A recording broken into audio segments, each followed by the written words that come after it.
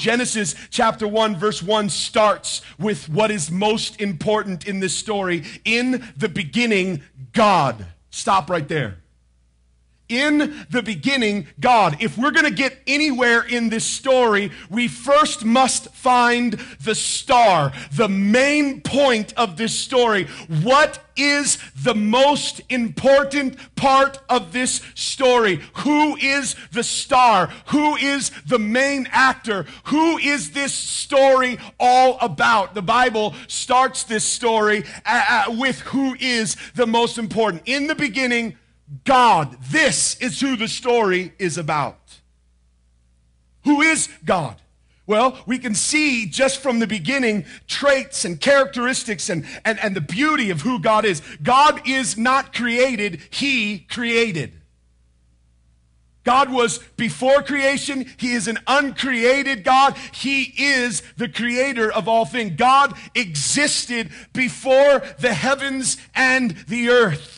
God's word has power. When God speaks, you can see this later in the story. He says, let there be light, and light appears. He says, let this happen, and this happens, let that happen, let that happen. And all of those things, whatever He speaks, happens. God has power in His word. God is powerful. God is eternal.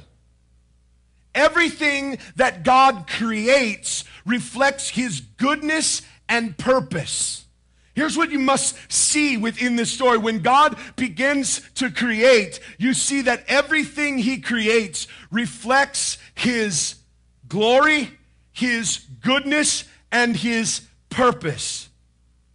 And that God is, as we can see in Genesis chapter 1, when He says, let us make man. God is community, the Father, the Son, and the Spirit. We see the main character of this story introduced from the very beginning. This story cannot be mistaken as somebody else's story. Why is it important that we establish the main character of this story? Because here is what has happened since before the creation of the world. That role as the main character has been being fought. You don't even have to go to Genesis chapter 3 when humanity tried to take the star role of this story. You can go before the creation and the foundation of the earth and see that Satan, our enemy, the reason why he fell is he did not like playing a secondary role. He wanted to be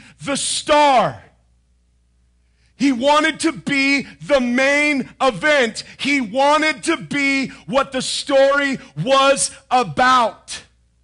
And then in Genesis chapter 3, which we'll talk about next week, the same thing happens. You see Adam and Eve not satisfied with just being supporting actors to this glorious, good, great God. They listen to the lie of the serpent and they want to play the main character.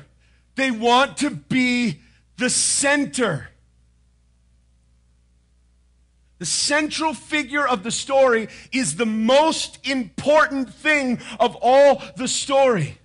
Look at Colossians chapter 1, verses 16 or verses 15 all the way to verse 20. And I'll read this as you're turning there. It says this: He is the image of the invisible God, the firstborn of all creation. For by Him all things were created in heaven and in earth, visible and invisible, whether thrones, dominions, and rulers of authority. All things were created through Him and for Him, and He is before all things, and in Him all things hold together. He is the head of the body, the church. He is the beginning, the firstborn from the dead, that in everything He might be preeminent. For in Him all the fullness of God was pleased to dwell, and through Him to reconcile to Himself all things, whether on earth or heaven, making peace by the blood of the cross. This verse, as well from the beginning of the story, we see who is the preeminent character. We see that God, by Him,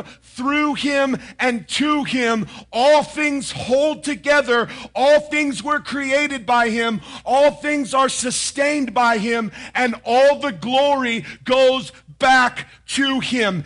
This is most important. Who is the star of your life?